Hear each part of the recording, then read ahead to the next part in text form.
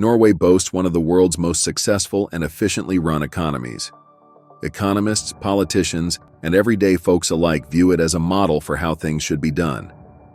Interestingly, this acclaim comes from various perspectives, spanning economic, political, and personal differences.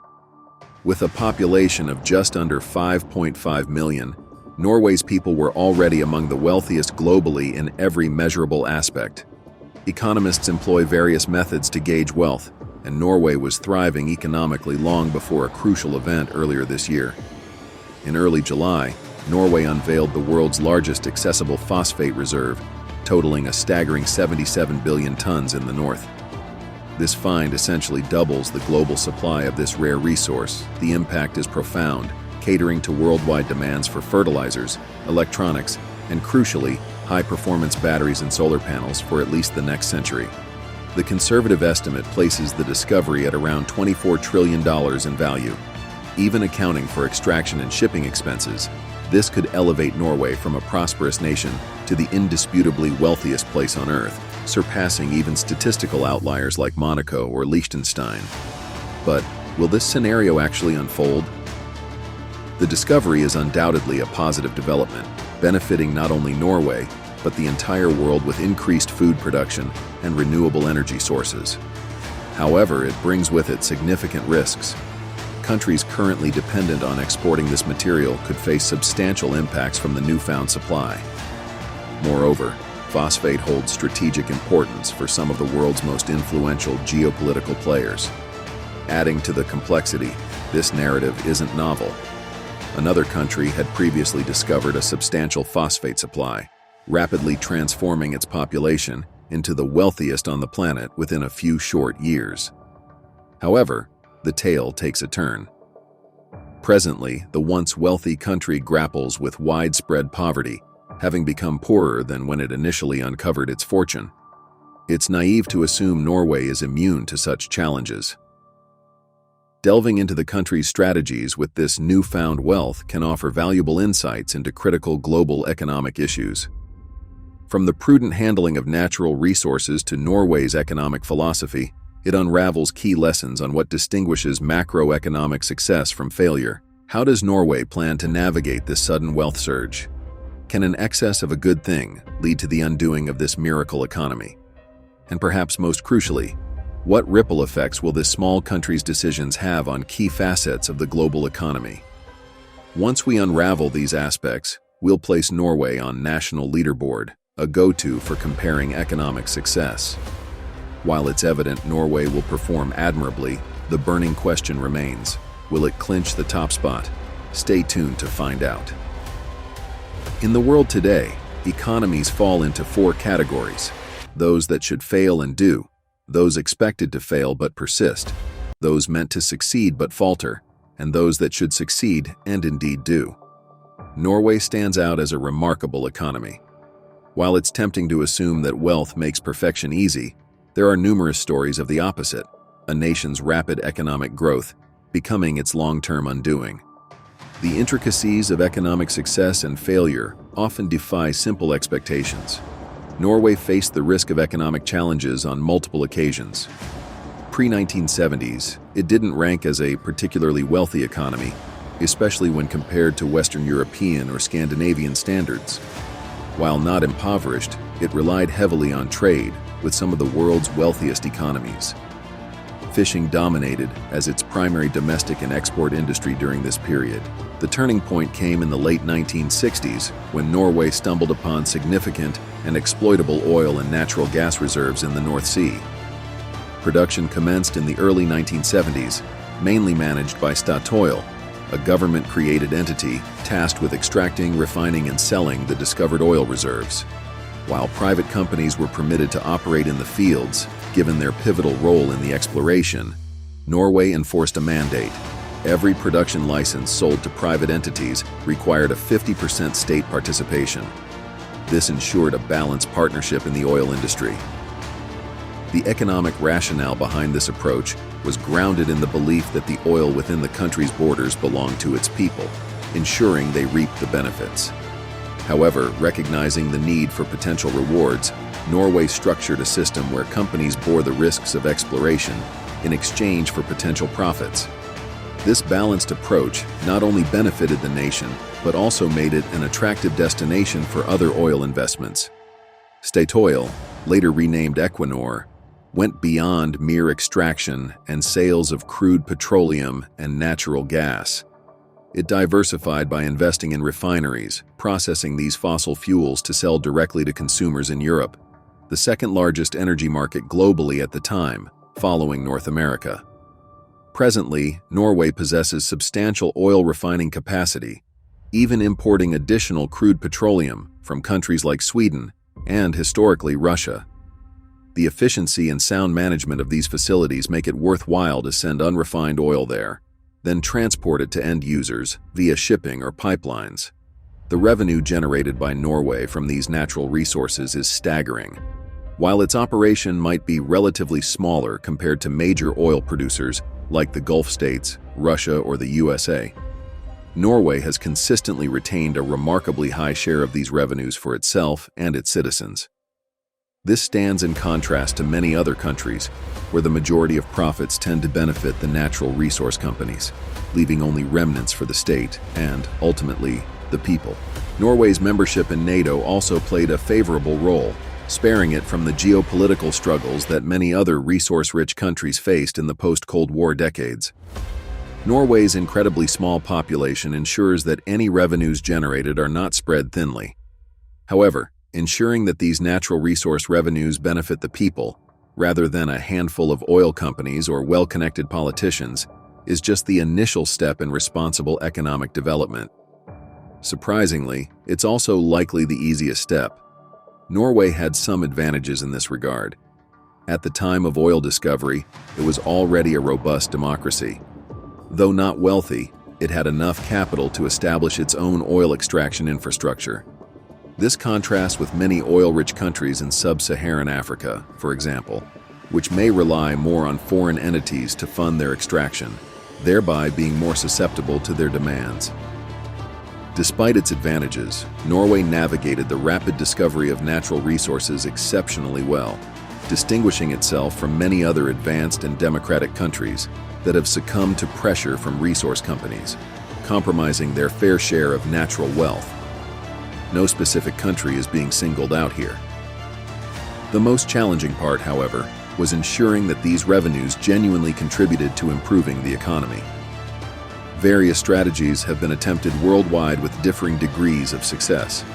Take Venezuela, for instance, which, despite its myriad issues, initially directed a substantial portion of its oil revenues towards its people through generous social programs and low taxes. However, this approach led to market anomalies and created political instability as it turned into a competition of who could distribute the most money. These challenges were both a cause and a result of sanctions imposed on the country. The U.S. state of Alaska follows a similar model by distributing a share of oil revenues to its residents each year, coupled with the absence of state income taxes. Alaska's advantage as a U.S. state, coupled with its existing wealth and political stability, prevented these policies from radically reshaping its economy as seen in Venezuela. Several countries have utilized oil revenues to finance ambitious development projects, ostensibly aiming to boost tourism and international business operations. The theory is that these sectors will replace the oil industry when reserves run dry or global demand for fossil fuels diminishes. While this plan isn't inherently flawed, some countries pursuing this strategy face transparency issues. It becomes challenging to discern whether unquestioned leaders are investing in sports teams for the long-term benefit of the country's sports and tourism industry, or simply because they have virtually unlimited funds and a personal fondness for particular sports stars. This strategy also poses the challenge of shifting natural resource benefits away from foreign oil companies and other businesses. The development strategies of countries like the UAE, Qatar, and Saudi Arabia rely on very low or zero taxes for businesses and individuals. These tax policies incentivize businesses to establish operations in these countries. However, sustaining this combination of high spending and low taxes after oil revenues run out remains uncertain. Norway, on the other hand, adopted a different approach. Even today, Its taxes on businesses, individuals, and economic activities like sales and property ownership are notably high. While the national income tax rate may seem moderate, factoring in regional taxes and additional levies means even non-exceptionally high earners can end up paying over half of their income to the government. This calculation excludes sales taxes or value-added tax, with Norway having one of the highest rates globally, taxing 25% of the purchase price for most goods, and sometimes even more for items like alcohol. Externally, it's challenging to observe the tangible outcomes of Norway's wealth. Norwegian cities are functional, but relatively straightforward. You won't find kilometer-high skyscrapers or man-made islands. Instead of directly distributing funds to citizens or investing in grand infrastructure projects, Norway channels its wealth into a national savings account known as a sovereign wealth fund. As of today, the total value of the government pension fund of Norway exceeds $1.6 trillion. This growth can be attributed to factors like inflation, strong investment returns, and notably the invasion of Ukraine and the destruction of the Nord Stream pipeline, providing Norway with a golden opportunity to become Europe's nearly exclusive natural gas provider. At $1.6 trillion, that's almost $3,000 for every man, woman, and child who is a citizen of Norway. If this fund were directly distributed, Norwegians would be the richest people on the planet. However, the government doesn't take this route, nor does it directly spend the funds, which has its advantages. Instead, the money resides in the sovereign wealth fund, and the clue to its significance lies in the name. The Government Pension Fund, or technically, the Statens pensjonsfond. Interestingly, the pension fund isn't exclusively for funding pensions. It serves as a financial reserve for when, just like someone can no longer work, Norway can no longer rely on oil revenues. It's essentially a pension for when oil retires, not the people. The concept is that the invested funds will generate enough returns to compensate for the lost oil revenues, and they're already approaching this goal. This presents the first significant advantage. The state will eventually accrue even more money than if it had spent its oil revenues directly. Another key advantage is the stability it provides to the country. Economies reliant on natural resources often face the challenge of being tethered to the price of their export materials in international markets. These prices can fluctuate dramatically, even on an hourly basis, posing challenges for effective economic planning over years and decades. By directing all revenues into a wealth fund, the Norwegian economy has essentially equipped itself with a shock absorber for these volatile swings. When oil prices are high and the country reaps substantial revenues, it can channel money into the wealth fund, gradually making itself less dependent on oil revenues for the future. Conversely, if oil prices plummet and revenue dwindles, the country can tap into this fund to maintain public services without resorting to debt or disrupting economic functions. Although, thanks to its relatively high tax rates, Norway hasn't needed to take this step. Having the option provides a significant layer of security. Moreover, those taxes contribute to economic stability in less obvious ways. Taxes are a powerful tool to control an economy. If an economic boost is needed, the government can lower taxes, leaving more money for people to spend and invest, thereby supporting businesses and employment. Conversely, if the economy is overheating, with issues like inflation or inequality emerging, the government can raise taxes or adjust tax brackets to directly address these concerns. Indeed, if a government doesn't raise taxes because it can fund its expenditure through alternative revenue sources, it relinquishes a significant tool for economic control, an aspect even acknowledged by many libertarian economists as a weakness. Beyond the economic implications, taxes establish a social contract between the government and its people. When individuals contribute through taxes, they become more engaged with how their government allocates those funds. This heightened scrutiny acts as a deterrent to corruption or embezzlement by government officials, as such actions are more likely to face public scrutiny. While Norway's model for collecting and capitalizing on its natural resource wealth has proven successful, it doesn't necessarily mean it's a one-size-fits-all solution for any country discovering massive natural resource reserves. This is particularly evident in how Norway approaches its newly discovered phosphate reserves, which have the potential to overshadow the significance of North Sea oil and natural gas. The unique circumstances of each country must be considered in developing effective strategies for managing newfound resources. To put it in perspective, the estimated value of Norway's phosphate deposits is slightly higher than the value of oil reserves in Saudi Arabia at current global prices. In the fossil fuels market, where Norway is just one of many major players, there's intense competition despite organized monopolies. Notably, with these phosphate deposits, Norway would be one of only 2 countries globally controlling the supply of this critical resource. Furthermore, as countries worldwide seek to reduce fossil fuel dependency, the demand for phosphate is expected to grow.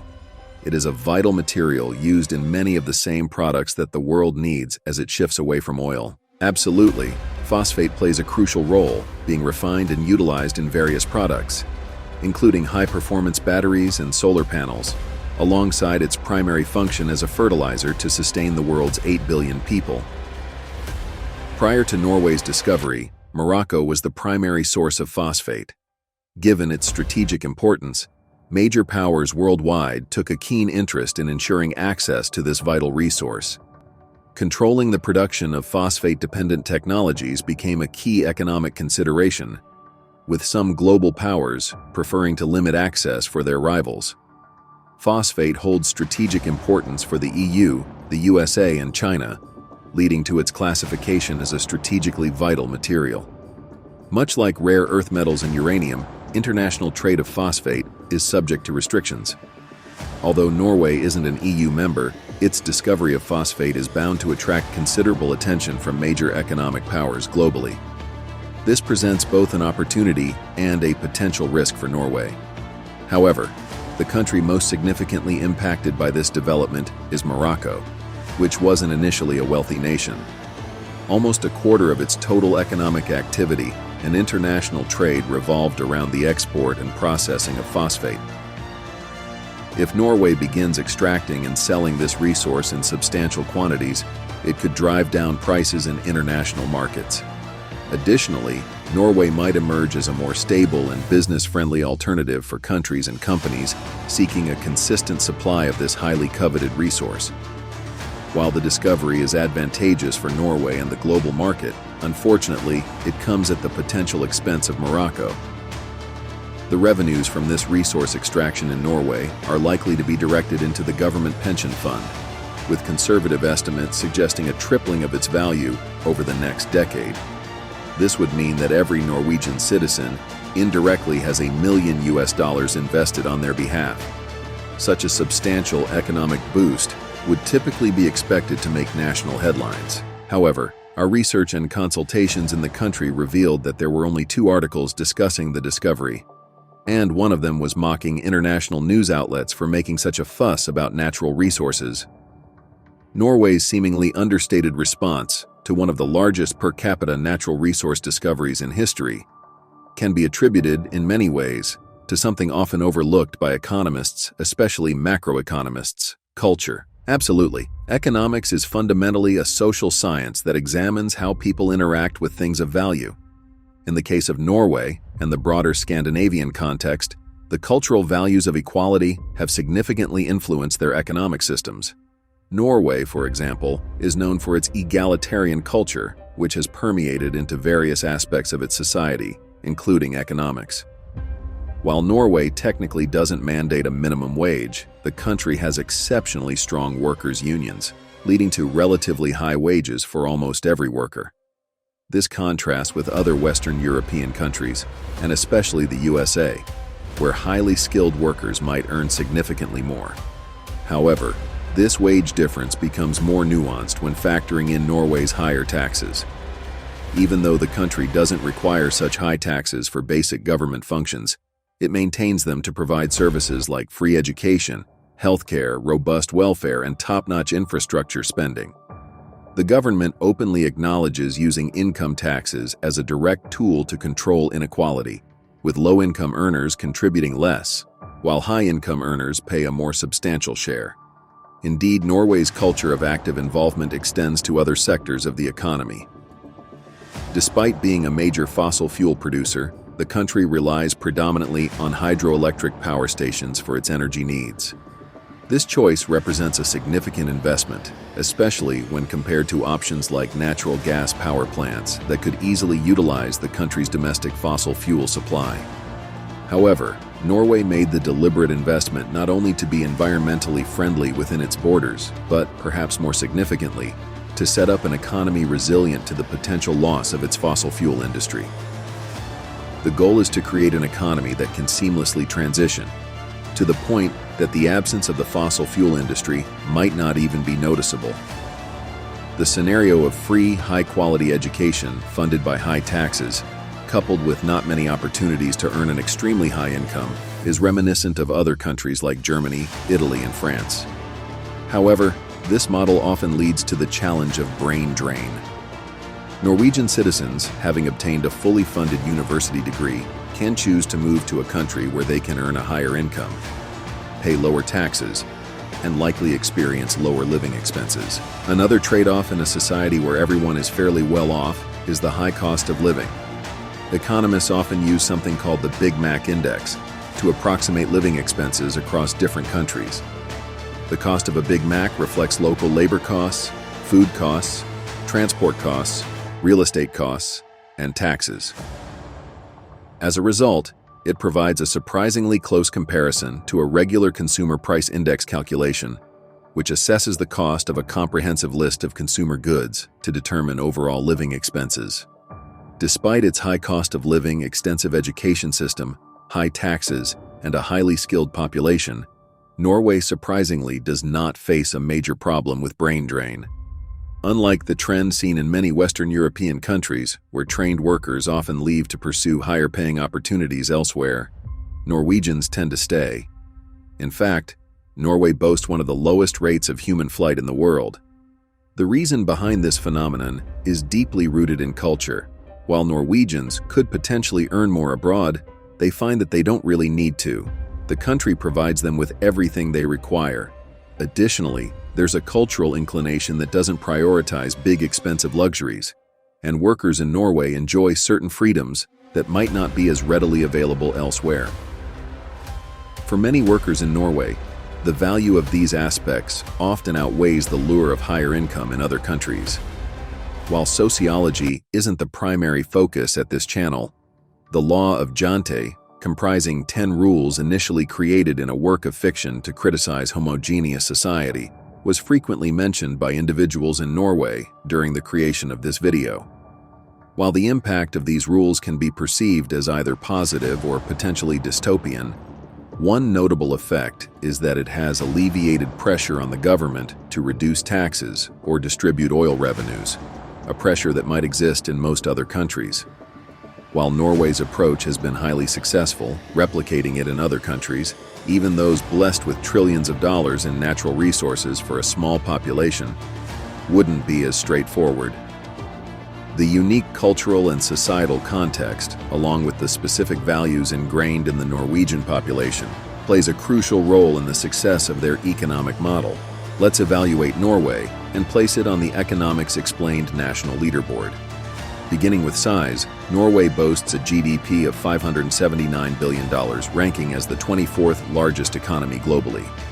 This positions it between regional peers, slightly larger than Belgium and slightly smaller than Sweden. Given its substantial global economic presence, Norway receives a solid score of 7 out of 10. Despite its respectable GDP, Norway's population is relatively small at just 5.4 million people. This results in a GDP per capita of $1,698.73. While this figure might make living in Norway challenging for certain professions, it artificially enhances the country's productivity per capita. Considering Norway's vast and isolated landscape, with a small number of non-full-time residents working there, the productivity of its residents is unparalleled. Therefore, Norway deserves a perfect score of 10 out of 10 for productivity, emphasizing that this achievement is genuinely earned. In terms of stability and confidence, Norway excels with its social cohesion, robust democratic system, and a significant focus on building a financial safety net through its immense sovereign wealth fund. These factors contribute to making Norway one of the safest economies globally, earning it a perfect score of 10 out of 10. However, growth has been a relatively weaker metric for Norway. While it hasn't been immune to the general economic slowdown in Europe, its primary export customer, Norway's deliberate approach to growth also plays a role. The government, with the reserves to boost growth, has prioritized maintaining a balance between economic expansion and the already high productivity of its workforce.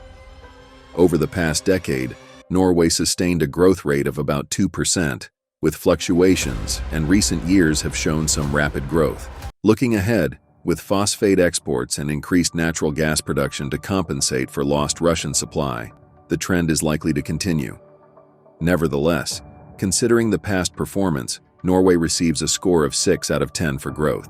Norway's approach to industry is noteworthy. While many countries face challenges in developing competitive industries beyond oil and natural gas, Norway stands out, despite its small size, preventing it from having major world-shaping industries. Except potentially in phosphate production, Norway has successfully established value-adding international services.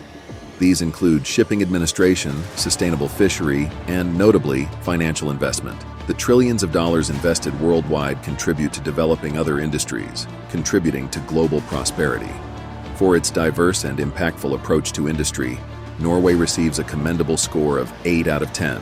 The only limitation is its small size, which hinders its ability to dominate globally in any particular sector. With an average score of 8.2 out of 10, Norway secures a prominent position on the leaderboard, just falling short of the top spots due to its slower-than-average growth. However, the country's focus on sustainable development and its unique economic model may not prioritize rapid growth, a factor that may not be of great concern to Norway. If you're interested in exploring countries that face challenges in managing natural resource wealth and their economic consequences, check out our playlist dedicated to those case studies. Thanks for watching. Bye.